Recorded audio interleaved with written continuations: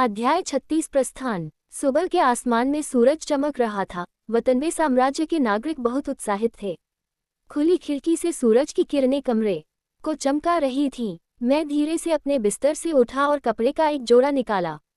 मैं जो कपड़े पहनने जा रहा हूँ वे स्पिरिट गियर हैं जो कल रात आलिया द्वारा लाए गए थे। हवा ने आलिया का रूप ले लिया जो अपनी आंखें मलते हुए प्यारी सी जम्हाई ले रही थी। ये देखकर मैं उसे नमस्ते कहने से पहले हल्की सी मुस्कुराहट के साथ बोला, सुप्रभात, क्या आपको अच्छी नींद आई? एनएन, मैं अभी भी थोड़ा थका हुआ हूँ। उसने अपनी आंखों के कोनों को रगड़ते हुए कहा, ओह, मुझे नहीं पता था कि आत्माओं को भी उतनी ही नींद की जरूरत होती है जितनी मनुष्यों को। मैंने आंखें चौड़ी करके कहा। आलिया ने बोलने से पहले अपना सिर हल्के से हिलाया। आत्माओं को आमतौर पर नींद की आवश्यकता नहीं होती। मैं केवल इसलिए थका हुआ हूँ क्योंकि मैंने आपके स्पिरिट गियर पर बहुत अधिक शक्ति खर्च कर दी है। उसने हल्की मुस्कान दिखाते हुए कहा, मैं समझ गया। मुझे सचमुच खेद है कि तुम्हें ऐसा करना पड़ा। मैंने सिर झुकाकर माफी मांगते हुए कहा, नहीं, मैं अपने साथी को बिना सुरक्षा उपकरण के बाहर नहीं जाने दे सकती, तुम्हें पता है। और इसके अलावा तुम मुझ पर जितना चाहो उतना भरोसा कर सकती हो। उद्धरण चिन्ह। उसने अचानक मुझे सामने से गले लगाते हुए कहा। मैं उसके कपड़ों के माध्यम से उसकी गर्मी महसूस कर सकता था। ऐसा क्यों है कि उसे महसूस करने मात्र से ही मेरा दिल इतना सहज हो गया। अंत में हम हर दिन साथ बिताएंगे ताकि मैं कम से कम एक अच्छा साथी बनने के लिए सब कुछ सीख सकूं। मैंने दृढ़ निश्चय के साथ अपनी गुत्थी भींच ली। मैं वतनवे साम्राज्य की सीमा से होकर गुजरूंगा, इसलिए आपके पास आराम करने के लिए पर्याप्त समय होगा। मैंने एक हल्का कदम पीछे हटते हुए कहा। आलिया ने गंभीर भाव दिखाते हुए अपना सिर हिलाया। संयोग से हारुतो, तुम उस राजकुमारी के बारे में क्या करने जा रहे हो? आलिया ने उत्सुकता से अपना सिर झुकाते हुए पूछा। मैंने सोचते हुए परेशान सा चेहरा बनाया। मैं जाने से पहले उससे विदा लूंगा। मेरे लिए बिना कुछ कहे चले जाना ठीक नहीं होगा, है न? मैंने व्यंग्यात्मक मुस्कान दिखाते हुए कहा, कल रात मुझे उससे बात करने का मौका नहीं मिला था। मैंने अपना हाथ अपनी थोड़ी पर रखा और सोचने लगा कि विदाई कहने का सबसे अच्छा तरीका क्या हो सकता है।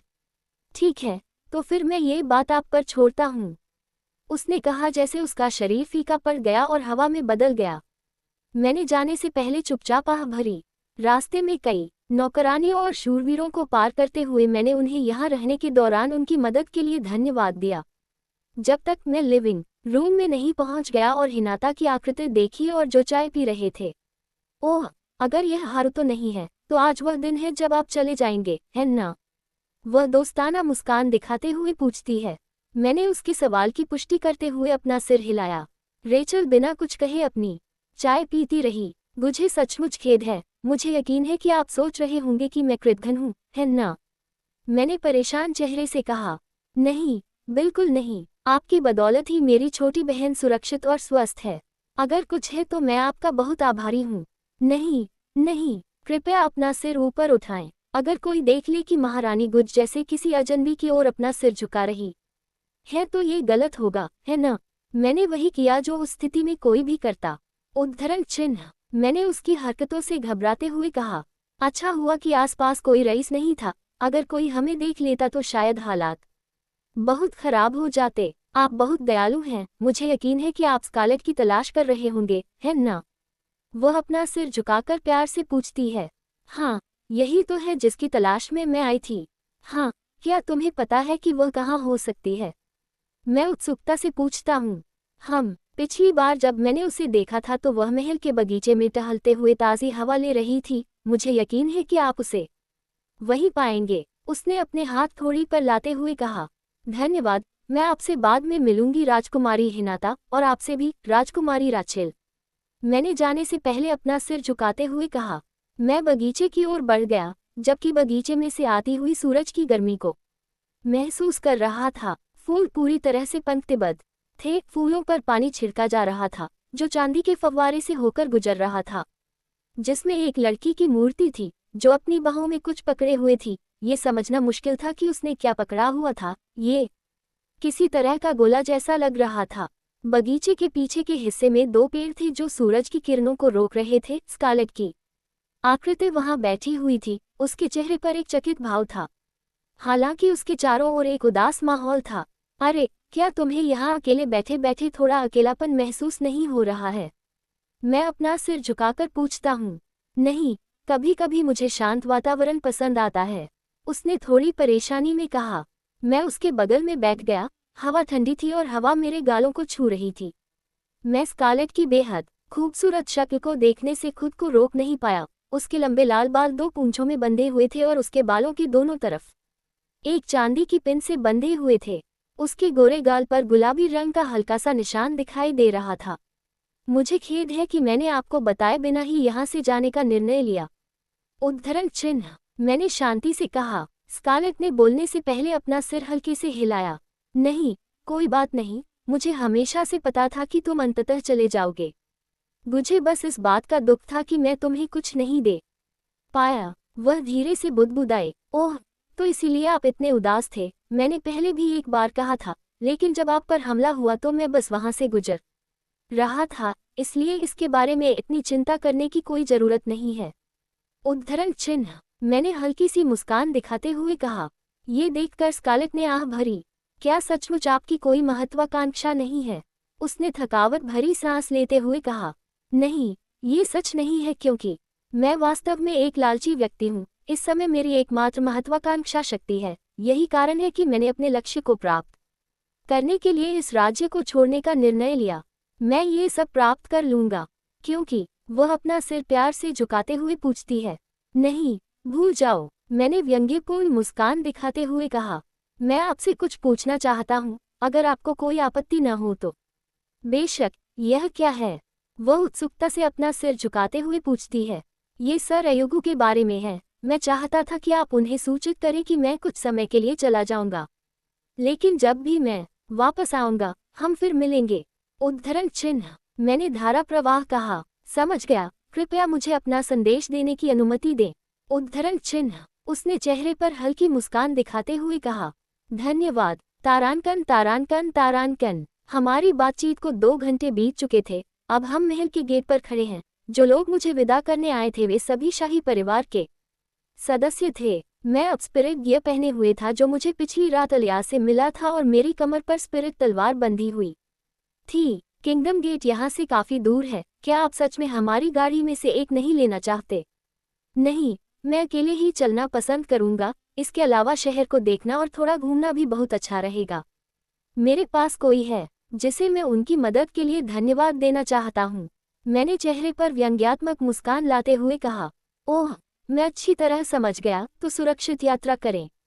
राजा अल्मोस ने अपने पास खड़ी अपनी पत्नी की ओर सिर घुमाते हुए कहा।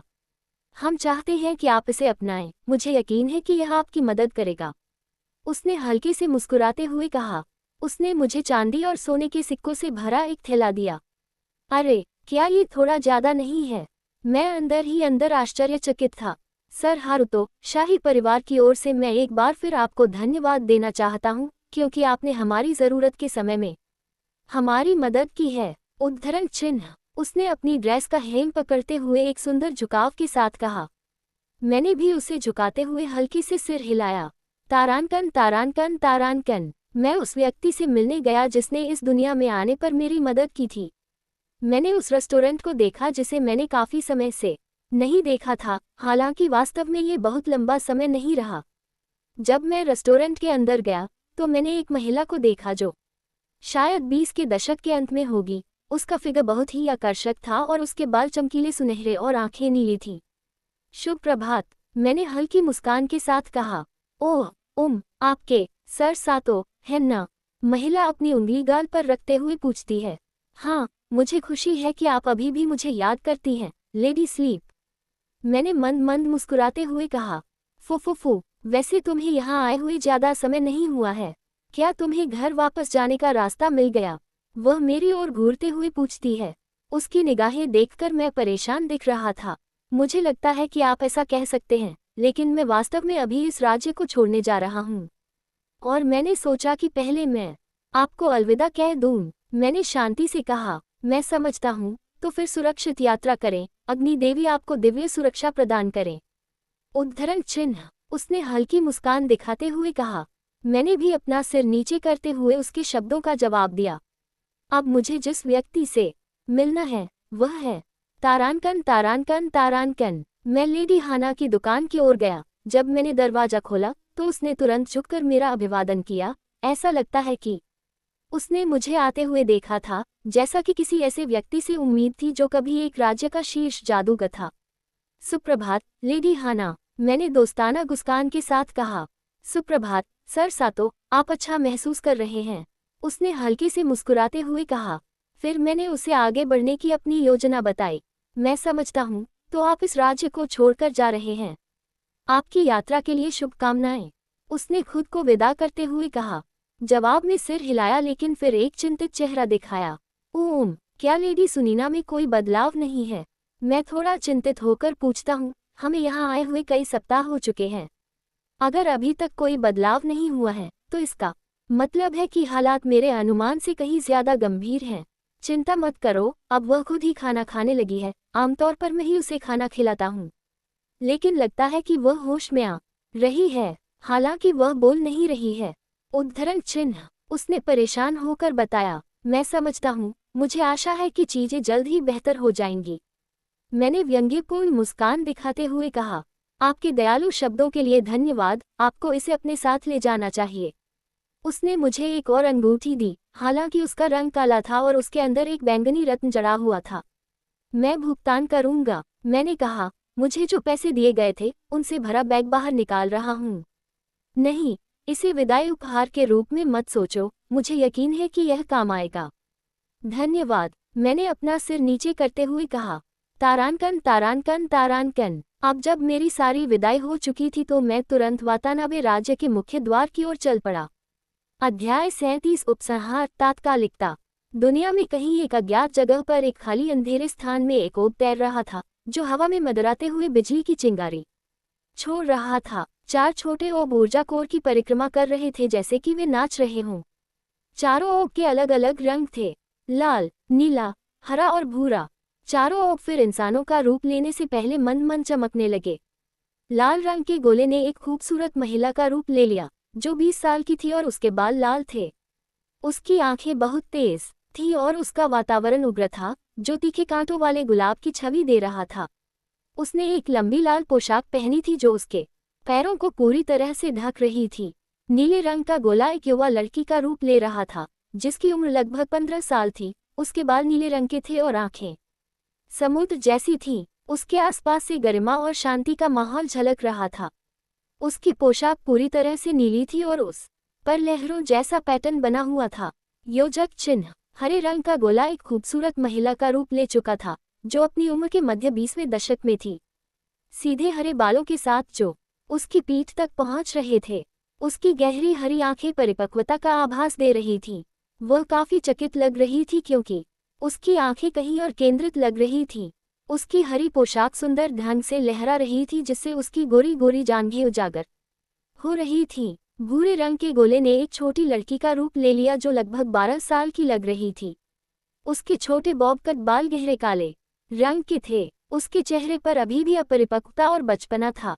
उसकी प्यारी आंखों के कोने से छोटे छोटे आंसू देखे जा सकते थे, जैसे कि वह नींद में हो।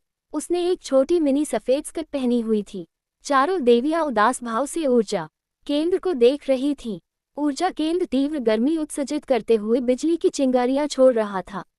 आयाम टूट रहा है, अगर यह जारी रहा तो दुनियाएं एक दूसरे के ऊपर ओवरलैप हो जाएंगी, लाल बालों वाली महिला ने ऊर्जा केंद्र को देखते हुए कहा। दूसरी देवियों ने भी अपना सिर हिलाया। आह, हम सभी इतना तो समझते हैं, शिकायत करने के बजाय आप अपना दिमाग क्यों नहीं लगाते और अनंत गोले को स्थिर करने का तरीका ढूंढने में हमारी मदद क्यों नहीं करते? उद्धरण चिन्ह, नीले बालों वाली लड़की ने हल्की सी आह भरते हुए कहा। तुमने क्या कहा, बदमाश? छी, मुझे तुम्हारे इस अहंकारी रवैये से नफरत है। तुम में जरा भी बदलाव नहीं आया है न? हम बदलो। मैं क्यों बदलूं? मैं उस बूढ़ी औरत से अलग हूं जिसे मैं जानती हूं। नीले बालों वाली लड़की, जल की देवी, एकवा ने मजाक में कहा। इस पर लाल बालों वाली महिला एटना, अग्नि की देवी ने उसे घूर कर देखा, मानो उसे 1000 टुकड़ों में चीर देना चाहती हो। ये कुतिया, एटना ने नीले बालों वाली लड़की को घूरते हुए चिल्लाया। उसकी घूरती निगाहों को महसूस करते हुए नीले बालों वाली लड़की ने बिना किसी परवाह के बस अपने कंधे उचका दिए। जैसा कि एक अशिष्ट महिला से अपेक्षा की जाती है, आपके बोलने का तरीका हमेशा की तरह बेस्वाद है। उद्धरण चिन्ह। एक्वा ने आह भरते हुए कहा, चुप रहो। किसी ऐसे व्यक्ति के लिए जिसका शरीर इतना छोटा है, यह आश्चर्यजनक है कि तुम हमेशा कैसे सोचते हो कि तुम मुझसे बेहतर हो। एकमात्र कारण जिसके लिए मैंने तुम्हें अभी तक राख में नहीं बदला है वह ये है कि मैं इसके लिए मुसीबत में पड़ जाऊंगा। एटना ने झुंझलाहट के साथ कहा, अपनी पतली भुजाओं को अपनी कामुक छाती पर मोड़ते हुए मानो दिखावा कर रही हो। नीले बालों वाली लड़की। एक्वा ने बस उसे ऐसे देखा जैसे वह दुनिया के सबसे दयनीय प्राणी को देख रही हो। एक्वा और एटना, क्या तुम दोनों एक पल के लिए बहस करना बंद कर सकते हो? तुम दोनों ने मुझे सिरदर्द दे दिया है। हरे बालों वाली महिला ने अपनी नजरें दूसरी ओर घुमाते हुए आह भरी। एटना ने उसे घूरकर देखा और नाक से खट्टी लिए। ठीक है, हम केवल यही कर सकते हैं कि इस दुनिया की स्थिरता को बनाए रखें। मुझे यकीन नहीं है कि हमारी शक्तियां कितने समय तक टिकेंगी। आखिरकार हमारी शक्तियां निरपेक्ष नहीं हैं और हम केवल तत्वों में हेरफेर कर सकते हैं, हम शासन कर सकते हैं। अगर हमारी शक्ति समाप्त हो गई तो सब खत्म हो जाएगा। उसने उदास चेहरे से कहा, यह अच्छी बात है कि हमारी शक्तियां बहुत बड़ी हैं, अन्यथा ये दुनिया बहुत पहले ही खत्म हो गई होती।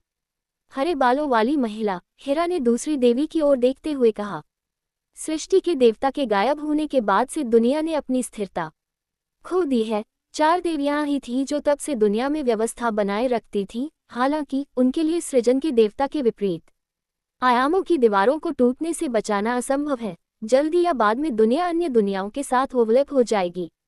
मुझे लगता है कि हमें कुछ और बात की चिंता करनी चाहिए। मुंह। उद्धरण चिन्ह। छोटी लड़की ने नींद भरे चेहरे से कहा, हम, और वह क्या है? वह उत्सुकता से पूछती है। दूसरी देवियां अपना ध्यान छोटी लड़की की ओर मोड़ती हैं। कुछ दिन पहले मुझे निचली दुनिया में राक्षसों की उपस्थिति महसूस हुई, इसलिए वे शायद वापस आ गए हैं। म्यू। उसने प्यारी सी जम्हाई लेते हुए कहा। ये सुनकर बाकी तीनों देवियों के चेहरे पर तुरंत भाव बदल गए। क्या तुम्हें यकीन है? उसने डरते हुए पूछा। छोटी लड़की ने हल्के से सिर हिलाया। ये देखकर हेरा ने चुपचाप आह भरी। गया की संवेदी क्षमता कभी गलत नहीं रही, इसलिए इसका मतलब ये होगा कि वे उस समय नायकों की बाधा को तोड़ने में सक्षम थे। असंभव। हमने उस अवरोध में अपनी जादुई शक्ति भी जोड़ दी है, इसलिए कोई भी उस अवरोध को तोड़ने में सक्षम नहीं होना चाहिए। एटना ने अपनी मुट्ठी भींचते हुए जोर से कहा। सृष्टि के देवता के जाते ही उन कमीनों ने हम पर हमला कर दिया। दुनिया राक्षसों की है मेरी गांड। क्या आप शांत हो जाएंगे? गुस्सा करने से कुछ नहीं बदलेगा। उद्धरण चिन्ह। एक्वा ने आह भरते हुए कहा।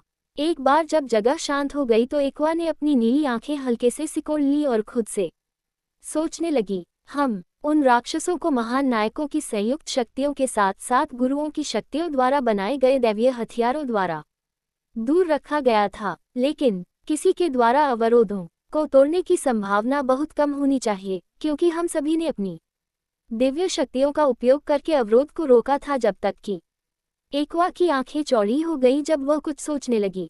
आपको वह ऊर्जा कोर याद है जिसमें सील है न? क्या आपको लगता है कि किसी ने शायद उस कोर को नष्ट कर दिया होगा, जिसके कारण गया को राक्षसों की उपस्थिति का एहसास हुआ? एक्वा ने पूछा। इस पर आसपास के इलाके में एक बड़ा सन्नाटा छा गया। असंभव, वह कोर हमने छिपा रखा था। वर्तमान युग में ऐसा कोई नहीं होना चाहिए जो इसके स्थान के बारे में जानता हो। हेरा ने इनकार में सिर हिलाते हुए कहा, हम, यहाँ एक विचार है। क्या आपको 100% यकीन है कि हम सभी राक्षसों को बंद करने में कामयाब हो गए हैं? राक्षस लंबे समय तक जीवित रहने में सक्षम होते हैं, याद रखें। उनके लिए मात्र 300 साल कुछ भी नहीं होने चाहिए। क्या होगा अगर कुछ वास्तव में भाग निकले और छिपे हुए थे और अब खुद को दिखाने का फैसला किया? एटना ने पूछा। अगर ऐसा है तो क्या ये बुरा नहीं है? अगर बचे हुए राक्षस मुक्त हो गए तो क्या फिर से युद्ध नहीं होगा? एक्वा का चेहरा पीला पड़ गया। स्थिति अच्छी नहीं थी। उनके हाथ पहले से ही अस्थिर आयामों से निपटने में व्यस्त हैं, लेकिन अब उन्हें राक्षसों से भी निपटना है। तुम दोनों शांत हो जाओ। हेरा की शांत आवाज गूंजी। तो फिर अब हम क्या करें? हम तो यहीं फंस गए हैं। जिस क्षण हम आगे बढ़ेंगे दुनिया बिखर जाएगी। उसने हेरा को अपेक्षित नज़र से घूरते हुए पूछा। अब समय आ गया है कि हम 4 महान नायकों को बुलाएं। हमें एक बार फिर उनकी शक्ति की आवश्यकता है। क्या तुम सहमत नहीं हो एटना? उसने शांति से कहा। उसने उस व्यक्ति की ओर देखा अपना नाम सुनकर उसने अपना सिर हिलाया। तो फिर ये तय हो गया। तो क्या हम शुरू करें? तो हम उन लोगों को फिर से बुलाने जा रहे हैं। किसी अन्य दुनिया से किसी को बुलाने के लिए बहुत सारी जादुई शक्ति की आवश्यकता होगी, उसने आह भरते हुए कहा। हालांकि उनके पास इस समय कोई विकल्प उपलब्ध नहीं था। इस पर वे सभी मंद मंद चमक उठे और लगभग 30 सेमी व्यास का एक बड़ा जादुई घेरा बन गया। इस घेरे के बीच में एक प्रतीक था जो एक चमकदार रोशनी छोड़ रहा था। समय आ गया है जब नायक एक बार फिर हम पर उतरेंगे। अध्याय 38 प्रस्तावना, बुलाया गया। आह सर जैक्सन, ये हाई स्कूल में आपका दूसरा साल है और आपने सिर्फ तीसरे साल के छात्रों से झगड़ा किया है। क्या अब समय नहीं आ गया है कि आप अपने काम को और गंभीरता से लें? एक गंजा आदमी जिसकी लंबी घनी मूंछें थीं, ने आह भरते हुए कहा और अपने सामने खड़े छोटे लड़के को घूरने लगा। लड़का एक छोटी लकड़ी की मेज के चारों ओर बैठा हुआ था और उसके चेहरे पर एक शिकन थी। छी, वे ही हैं जो मेरा मजाक उड़ाते रहते हैं। मैंने तो बस उन्हें वही दिया है जो वे चाहते थे। इसके अलावा मैं ही अकेली क्यों यहाँ लाई गई हूँ? क्या उन्हें भी यहाँ नहीं होना चाहिए? जैक्सन ने भौहें सिकोड़ते हुए पूछा। ये सुनकर उस आदमी ने बोलने से पहले चुपचाप आह भरी। रिपोर्ट में कहा गया है कि उन लड़कों ने केवल तुम्हें चिढ़ाया था। कई गवाहों ने कहा कि तुमने ही पहला मुक्का मारा था। मैं ही वह व्यक्ति हूँ जो उस युवक के माता पिता को ये समझाना चाहता हूँ कि उनके बेटे का चेहरा ऐसा क्यों लग रहा है जैसे उसे बल्ले से मारा गया हो। वह आदमी अपना सिर पकड़कर विलाप कर रहा था, मानो उसे सिरदर्द हो रहा हो। ये देखकर जैक्सन ने नाराजगी में नाक से खट्टी लिए उद्धरण चिन्ह डॉट डॉट डॉट। आह, कृपया सुनिश्चित करें कि ऐसा फिर कभी ना हो।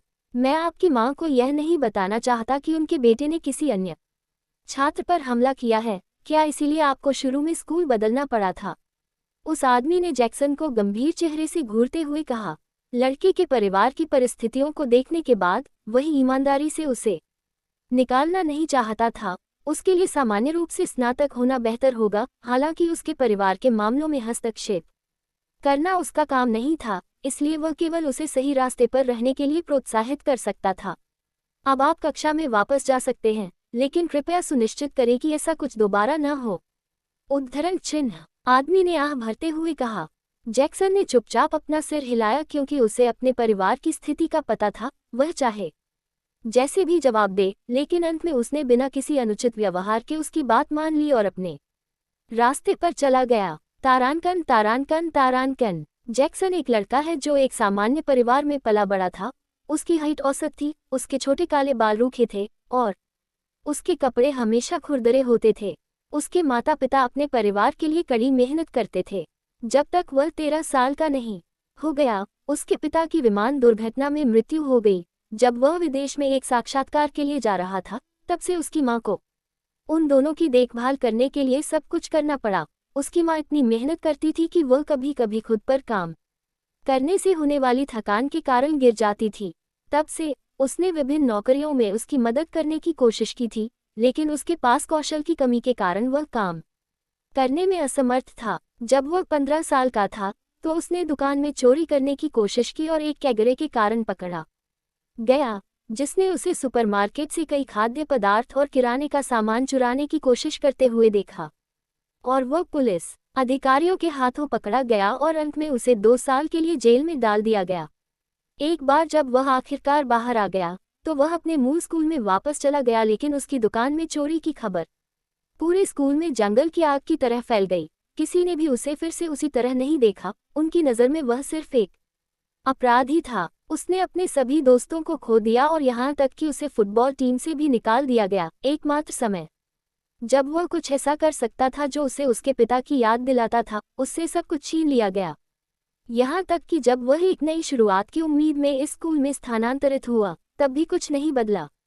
वे सभी उसे तिरस्कार भरी निगाहों से देखते रहे। उसने अपने दांत पीस लिए और गुस्से से अपनी मुट्ठी भींच ली। वह स्कूल के हॉल से गुजर रहा था। वहां से गुजर रहे कई छात्र उसे ऐसे देख रहे थे जैसे वे किसी दुष्ट खलनायक को देख रहे हों। छी, तुम लोगों को क्या कहना है? वह 2 छोटे लड़कों की ओर मुड़ा जो उसके बगल में थोड़ी दूरी पर चल रहे थे। नहीं, बिल्कुल नहीं, लड़के ने घबराहट में अपना सिर जोर से हिलाते हुए कहा। उसके बगल में खड़ा दूसरा लड़का दालान के दूसरे छोर पर भाग गया। ये देखकर लड़के ने झुंझलाहट के साथ खर्राटे लिए और फिर वहां से चला गया। जैक्सन फिर नीचे अपनी कक्षा की ओर चला गया। जब ऐसा महसूस करते हुए कि वह हिल रहा है, उसने तुरंत अपने पैर रोक दिए और अपने सामने स्कूल की दीवारों को देखा। सफेद दीवारें हिल रही थी, मानो उनका आकार बदल रहा हो। जैक्सन जम गया और उसके माथे से पसीना बह रहा था। उसे समझ में नहीं आ रहा था कि उसके आसपास क्या हो रहा है। जब वह भागने ही वाला था, कृपया हमारी मदद करो हे नायक, एक कोमल स्त्रीवत आवाज उसके सिर में गूंज उठी। क्या वह उलझन में था? लेकिन इससे पहले कि वह कुछ और कह पाता, उसके पैर के नीचे एक चौड़ा जादुई घेरा दिखाई दिया, जिसके बीच में ज्यामितीय पैटर्न थे। वह घेरा चमक उठा और एक चमकदार रोशनी छोड़ गया और एक पल में उसका आकार पूरी तरह से गायब हो गया। अध्याय 39 महापुरुषों की वापसी। वतनबे साम्राज्य में हारुतो की यात्रा शुरू हुए 3 दिन हो चुके हैं। राज्य में शांति का माहौल है। कई नागरिक बहुत उत्साहित हैं। देश में लगभग 3 शताब्दियों से शांति थी, हालांकि ज़ेस्ट्रल आंदोलनों के शब्द पहले ही उनके कानों तक पहुंच चुके हैं। नागरिक वतनबे साम्राज्य की सुरक्षा के बारे में आश्वस्त थे। वतनबे साम्राज्य इस महाद्वीप के 4 महान राष्ट्रों में से एक था, इसलिए भले ही ज़ेस्ट्रल साम्राज्य ने अपना कदम बढ़ा दिया हो, लेकिन लोग बिना किसी चिंता के अपने रोजमर्रा के जीवन को जारी रखते हैं। शाही महल के अंदर एक भव्य भोजन कक्ष में शाही परिवार दोपहर का भोजन कर रहा था। बड़ी मेज पर कई व्यंजन रखे हुए थे। प्रत्येक व्यंजन की खुशबू उपस्थित लोगों की भूख को बढ़ा रही थी। स्कारलेट अपने चेहरे पर एक चकित भाव के साथ अंतरिक्ष से बाहर देख रही थी। स्कारलेट, क्या तुम ठीक हो? रेचेल ने उसके चकित भाव को देखा और असमंजस में उसे पुकारा। अपनी छोटी बहन की बातें सुनकर स्कारलेट अपने होश में आई और उसके चेहरे पर एक व्यंग्यात्मक मुस्कान आ गई। चिंता मत करो, सब ठीक है, मैं बस कुछ सोच रहा था। उद्धरण चिन्ह हारुतो शायद, हिनाता ने अपनी बहन के चेहरे को बड़ी मुस्कान के साथ देखते हुए कहा। नहीं नहीं, ऐसी बात नहीं है। अगर मैं कहूं कि मैं उसके बारे में नहीं सोच रहा था तो ये झूठ होगा। उसने अपनी शर्मिंदगी को छिपाने के लिए पानी का प्याला मुंह के पास लाते हुए कहा। राजा और रानी दोनों अपनी बेटी का लाल चेहरा देखकर खुश हुए। यह एक ऐसी प्रतिक्रिया थी जो उन्होंने शायद ही कभी देखी हो। वह 3 दिन से गायब है न? वह शायद अभी भी वतनबे साम्राज्य और अल्बर्टा साम्राज्य की सीमा से लगे जंगल से होकर यात्रा कर रहा होगा। उसे यहाँ से अल्बानियाई साम्राज्य तक पहुँचने में लगभग 3 सप्ताह लगेंगे। रानी ने अपनी उंगली गाल पर लाते हुए कहा और राज्यों के बीच की दूरी का मोटा अनुमान लगाया। वतनबे के सबसे नज़दीकी राज्य अल्बर्टा किंगडम है। हालांकि वह राज्य वर्तमान में सभी बाहरी लोगों के लिए बंद है और यह अज्ञात है कि इसे फिर से कब खोला जाएगा। इसलिए अल्बानियाई राज्य में जाने के लिए किसी को अल्बर्टा राज्य के चारों ओर यात्रा करनी होगी, जिसमें बहुत समय लगेगा, क्योंकि जंगल कई खतरनाक जानवरों और अन्य खतरों का घर भी है। आमतौर पर जब भी कोई अल्बानियाई राज्य की ओर यात्रा करना चाहता है तो वह बस उड़ने वाले जहाज या समुद्र के रास्ते यात्रा करने वाले जहाज लेता है, लेकिन ये विकल्प केवल उन लोगों के लिए उपलब्ध हैं जो अमीर या महत्वपूर्ण व्यक्ति हैं।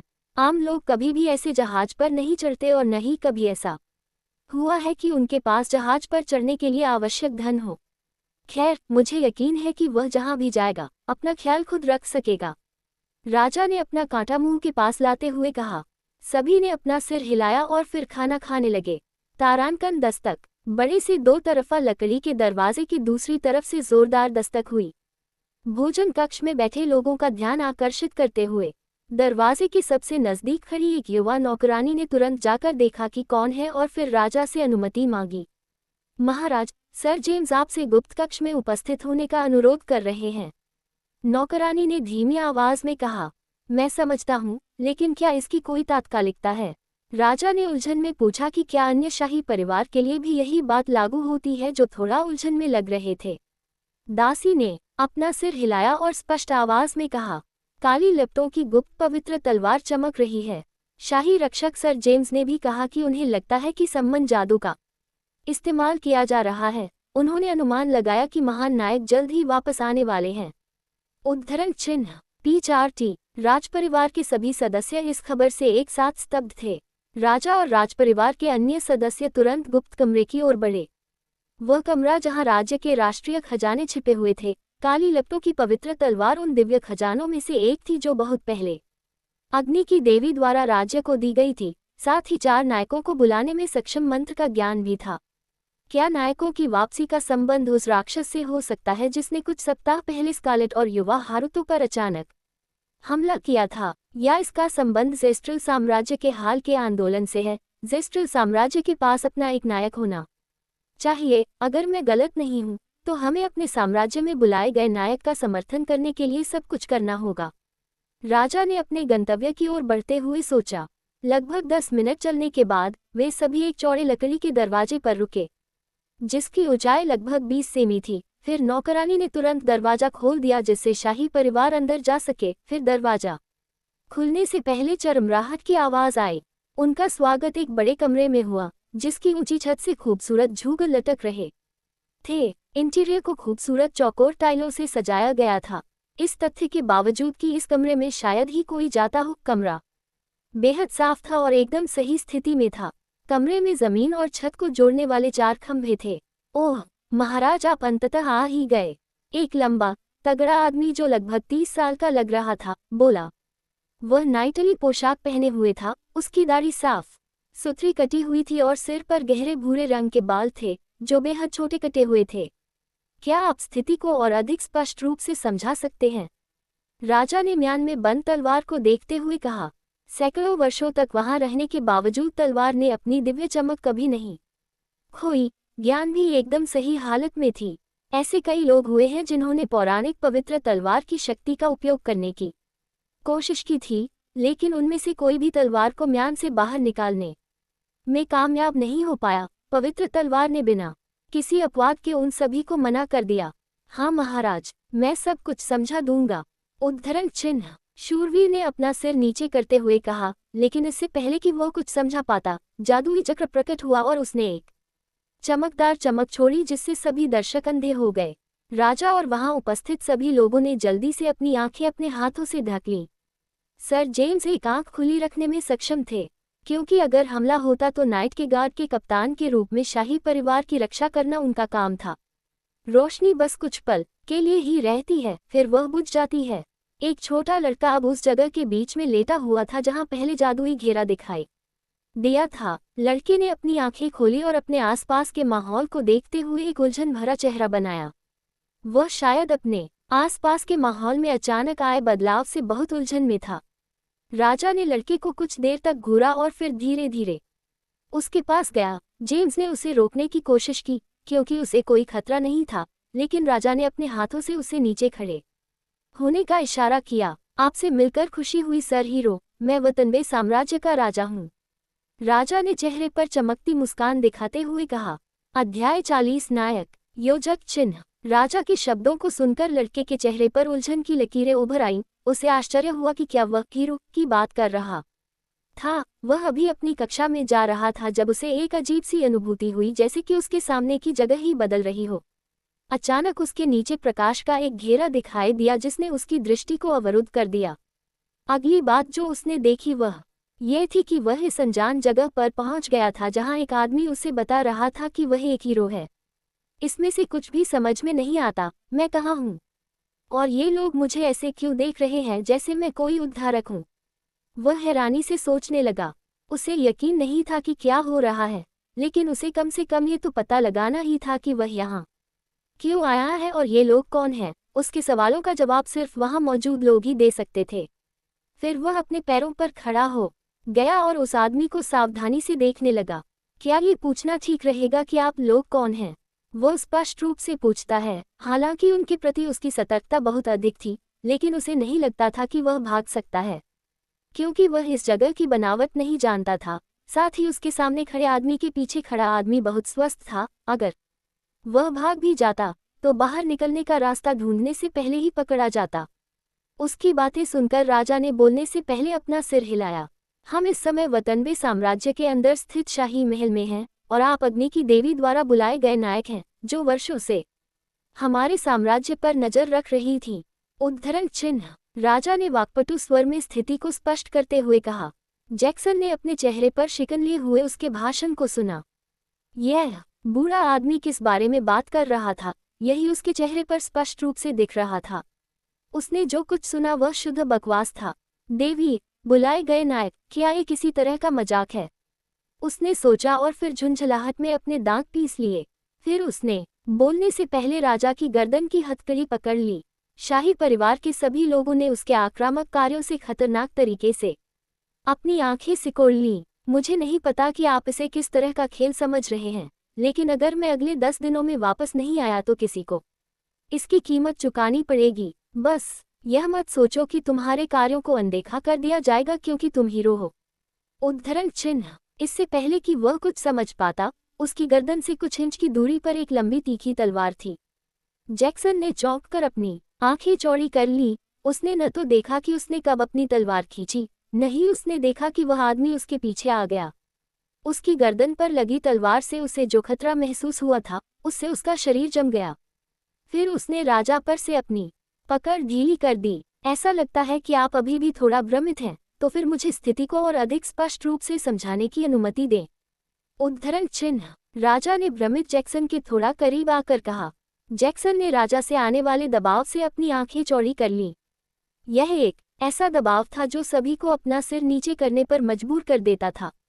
यह एक ऐसे राजा की आभा थी जो सब पर शासन करता था। शायद वह राजा की संप्रभुता से अभिभूत था, इसलिए वह चुप रहा, या शायद यह उस चांदी की धातु के कारण था जो अभी भी उसकी गर्दन के खिलाफ रखी गई थी। मुझे नहीं पता कि आप किस दुनिया से हैं, लेकिन इस दुनिया पर 4 तात्विक देवियों का शासन है। जिस देवी ने आपको बुलाया है उसे अग्नि की देवी एतना कहा जाता है, जिसकी हम पूजा करते हैं। 300 साल से अधिक समय हो गया है जब इस दुनिया को किसी नायक का सौभाग्य प्राप्त हुआ था, इसलिए मैं आपसे कुछ पूछना चाहता हूँ महान नायक, राजा ने शक्ति से भरे स्वर में कहा। जैक्सन ने राजा पर नजरें गड़ाए रखी और उसके अगले शब्दों का इंतजार करने लगा। फिर राजा ने बोलने से पहले एक सांस ली। क्या आप हमारे देश के नायक बनेंगे? एक नायक की महान शक्तियां हमारे राज्य के लिए अच्छी होंगी, तो आप क्या कहते हैं? राजा ने अपने सामने खड़े लड़के को घूरते हुए पूछा। सभी ने भी अपनी जुबान बंद कर ली और उसके जवाब का इंतजार करने लगे। जैक्सन कुछ सेकंड के लिए चुप रहा और उसके चेहरे पर ऐसा भाव था मानो वह किसी गहरी सोच में डूबा हुआ हो, लेकिन फिर उसने अपना मुंह खोलने से पहले अपनी तीखी नज़र राजा की ओर घुमाई। इससे पहले क्या मैं आपसे कुछ पूछ सकता हूँ? उसने राजा के चेहरे की ओर देखते हुए कहा। राजा ने अपनी आंखों में एक जिज्ञासा भरी चमक के साथ अपना सिर हिलाया। आप कैसे जानते हैं कि मैं वास्तव में एक नायक हूँ? क्या मैं किसी प्रकार का जासूस नहीं हूँ जिसे इस जगह पर घुसपैठ करने का आदेश दिया गया है? उन्होंने कहा। वहां उपस्थित लोगों की प्रतिक्रिया देखकर राजा बड़े मुस्कुराए और अपने सामने खड़े लड़के की ओर देखते हुए ऐसा महसूस किया जैसे उन्होंने कुछ अजीब बात सुन ली हो। हाँ, यह एक अजीब सवाल है। केवल एक मूर्ख जो मरना चाहता है, वह इस तरह के स्पष्ट और आकर्षक तरीके का उपयोग करके इस जगह में घुसपैठ करेगा। राजा ने अपनी हंसी को हाथ से दबाते हुए कहा। उनके शौकिया चाल ढाल, बोलने के तरीके और स्थिति का विश्लेषण करने के तरीके को देखते हुए ऐसा लगता है कि उन्हें किसी भी प्रकार का प्रशिक्षण नहीं मिला था। राजा ने निष्कर्ष निकाला कि एक हत्यारा किसी के सामने के दरवाजे पर दस्तक देने नहीं जाएगा। ये तो बताने की जरूरत नहीं कि जिस स्थान पर वे जाना चाहते हैं, वहां के किसी भी व्यक्ति द्वारा संबंध जादू को आसानी से महसूस किया जा सकता है। इस तथ्य को पलटने का कोई ज्ञात तरीका नहीं है। राजा को पता था कि वह असली नायक था। इसका एक और कारण यह है कि जब सम्मन चक्र दिखाई दिया तो पवित्र तलवार जादू के चक्र के साथ साथ तेजी से चमक उठी, इसलिए वह इस निष्कर्ष पर पहुंचा कि यह लड़का वास्तव में असली नायक था। जैक्सन ने भी ऐसा मुंह बनाया जैसे वह उसकी बात समझ रहा हो।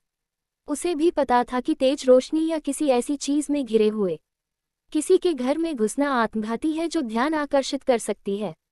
ठीक है, अगर आप अभी भी आश्वस्त नहीं हैं तो उस तलवार को वहां खींचकर ले जाने के बारे में क्या सोचते हैं? राजा ने पवित्र तलवार की दिशा में इशारा करते हुए कहा। जैक्सन ने पवित्र तलवार को घूरकर देखा और इससे पहले कि वह कुछ समझ पाता, उसके पैर अपने आप ही उसके सामने रखी तलवार की ओर बढ़ने लगे। जेम्स ने धीरे से अपनी तलवार निकाली और उसे एक बार फिर अपनी कमर पर रख लिया। क्या ये तलवार मुझे बुला रही है? 9। जैक्सन ने सफेद ज्ञान के अंदर तलवार की म्यान को देखकर आश्चर्य व्यक्त किया। फिर उसने लकड़ी की मेज पर रखी तलवार उठाए और अपनी आंखें चौड़ी की। वह ये देखकर आश्चर्यचकित था कि यह कितनी हल्की थी। फिर धीरे धीरे इसे म्यान से बाहर निकाला। शाही परिवार और सर जेम्स ने अपनी आंखें चौड़ी की। 300 सालों से म्यान में बंद तलवार को म्यान से बाहर निकाला गया। उनकी आंखों के सामने एक लंबी 2 हाथ वाली पतली तलवार थी जिस पर सोने का हैंडल था। तलवार को ज्ञान से बाहर निकाले जाने के बाद वह हल्की चमक उठी। योजक चिन्ह, ये तलवार क्या है? क्या इसकी अपनी इच्छा है? अल्पविराम, उसे ऐसा महसूस हुआ मानो तलवार उससे संवाद करने की कोशिश कर रही हो।